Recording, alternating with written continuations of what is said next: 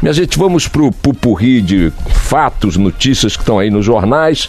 Hoje é uma importante reunião, ou melhor, que pode se transformar numa reunião importante, dependendo do que ali se decidir, do que ali for sinalizado, do presidente eleito Jair Bolsonaro com os governadores eleitos, né? Uma reunião que pode produzir talvez o anúncio de alguma ação coletiva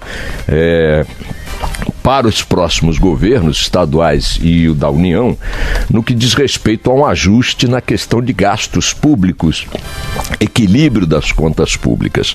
Ontem saiu um relatório mostrando que os estados estão insolventes, completamente insolventes.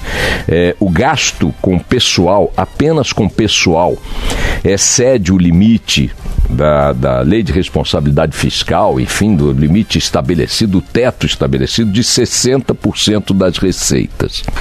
O que significa? É uma máquina, enfim, um grupo de funcionários, de servidores, aposentados, ativos, inativos, pensionistas e tal, que consomem mais do que 60% das receitas que esses estados oferem com impostos e venda de patrimônio, ou que seja, privatizações, etc. e tal.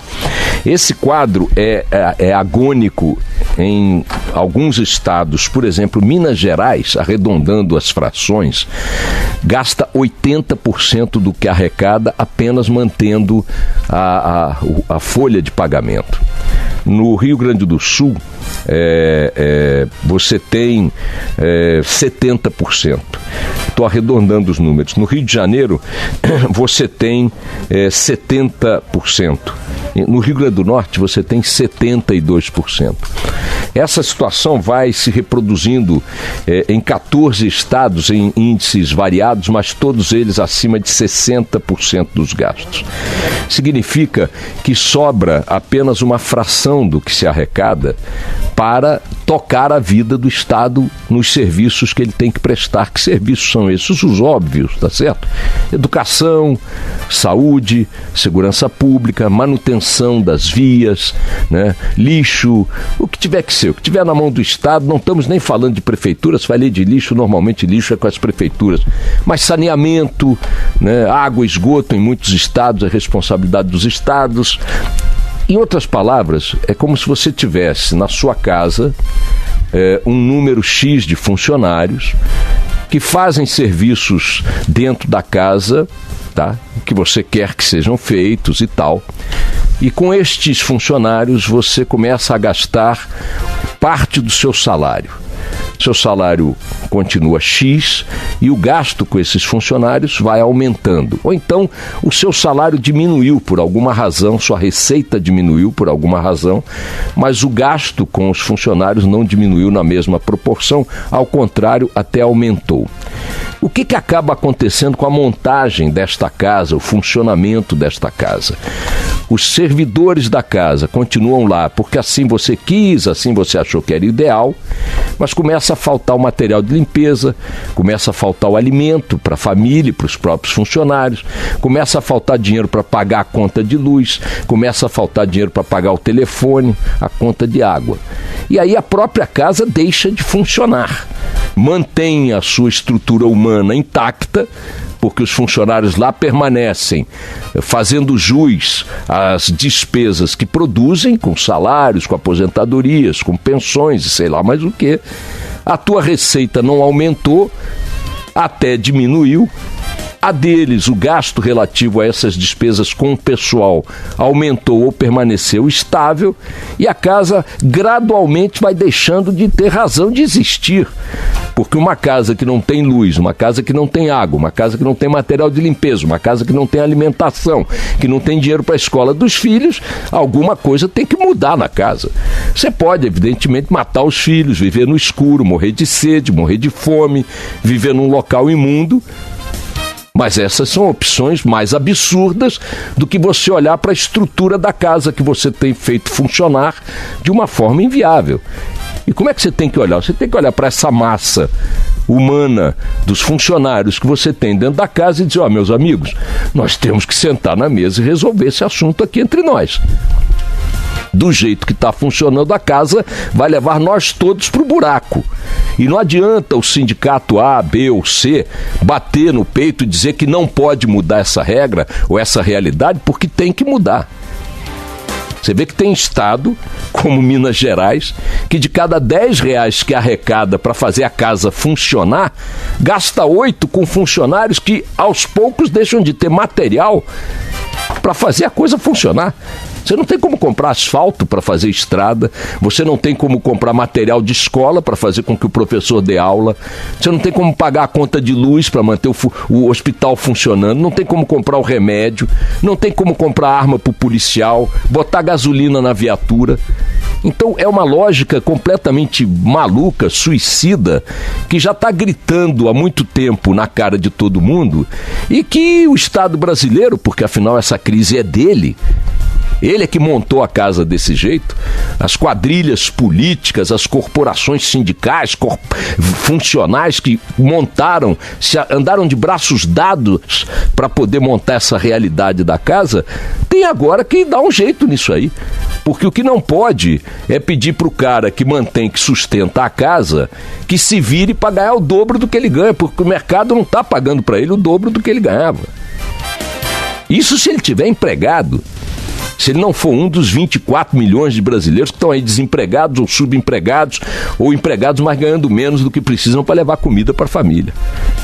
Então esta reunião de hoje de Bolsonaro com os governadores, num quadro como esse, em que metade dos estados brasileiros estão com mais despesas de pessoal, não é que, isso é contra o funcionário. Não é contra o funcionário. É perguntar o seguinte: funcionário, como você quer que a coisa sobreviva com essa realidade fiscal? Em que, repito, estados como Minas Gerais, de cada R$10 que arrecadam do contribuinte, usam 8 para manter pessoas na máquina pública que custam tanto que não pode se produzir nada com essa máquina pública que justifique a sua existência. A casa para de funcionar. A casa perde a razão de existir. Se ela não dá abrigo, se ela não dá educação, se ela não dá saúde, se ela não dá segurança, se ela não dá luz, água, alimento, para que tem a casa? Para que eu preciso do funcionário? Para que eu preciso da máquina? A própria máquina, por suas contradições, seus absurdos, entra em colapso. Já tem município, vários municípios, com salários atrasados. Já tem vários municípios que não estão pagando mais fornecedor, não estão mais repondo materiais, estão fechando unidades de atendimento na área de saúde, de assistência à velhice. Está uma loucura, esse troço o quadro está completamente fora de controle. Essa reunião de hoje em Brasília pode ser que produza espuma, e eu tenho um medo danado de reunião com esse monte de gente, porque se disser, nós estamos indo para lá para discutir esta pauta aqui, 3 itens aqui. A partir de 1º de janeiro, todos vamos concordar em torno desses 3 itens, mas não, vamos para lá para discutir ainda. Talvez para encontrar uma pauta que possa ser comum. Aí cada estado, na relação com outros estados, tem lá discussões de interesses conflitantes, tem interesses conflitantes com a União, em distribuição de recursos e tal. É aquela história quando o feijão é pouco, como é que é aquela história? Onde falta feijão, todo mundo grita e ninguém tem razão. Eu tenho baixa expectativa quanto ao que possa resultar de concreto nesta reunião, mas talvez resulte algo de simbólico, né? Que indique que a partir de janeiro, de uma forma organizada, minimamente concertada, né? Combinada, os governadores estabelecerão metas mínimas no que diz respeito às reformas das previdências estaduais e por aí vai, ou de controle de gastos com pessoal, ou de redução de contingentes, eliminação de cargos comissionados, racionalização dos gastos com folha de pagamento. Talvez se consiga sair de Brasília hoje com alguma coisa que, ainda que não concreta, pelo menos sinalizando um tipo de conduta mais uniforme, mais harmônica entre os estados e tal, para chegar a algum tipo de meta, ainda que modesta, ao longo do ano de 2019.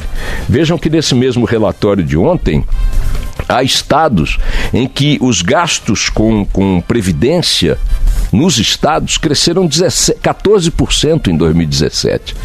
14%. Você pegar a inflação de 2017, ela não chega a um terço disso, sei lá. Quer dizer, os gastos aumentam muito acima de qualquer outro indicador econômico.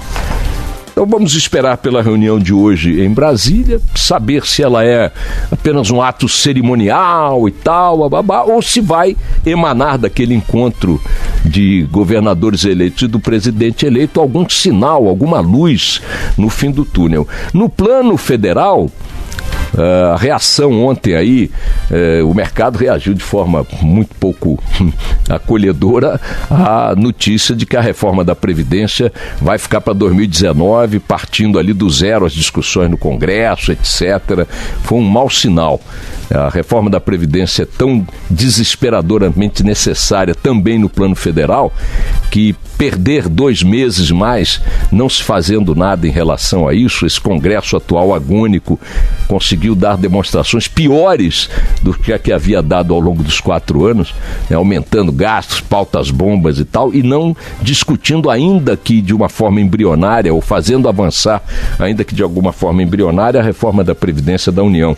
Ficou tudo para 2019. Ontem estava dizendo aqui, será que vai acontecer alguma coisa em 2019 nesse campo? Será que o novo Congresso, uma vez chegando lá, vai mexer nos... Porque reforma de Previdência tira direitos, reduz direitos. Se não agora, pelo menos no horizonte. Então é algo que não é simpático.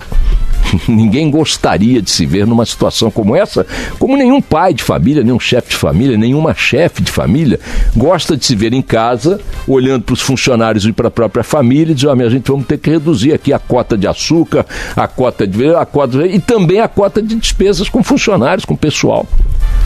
Ninguém gosta de fazer. O ideal é que todo mundo fique confortável, mas não vai dar. Não vai dar. O governo federal e os estaduais também, e alguns até em situação pior que o federal, não tem tempo mais para ficar empurrando essa palhaçada com a barriga, porque os números não brincam em serviço. Toca o barco aí, Barão.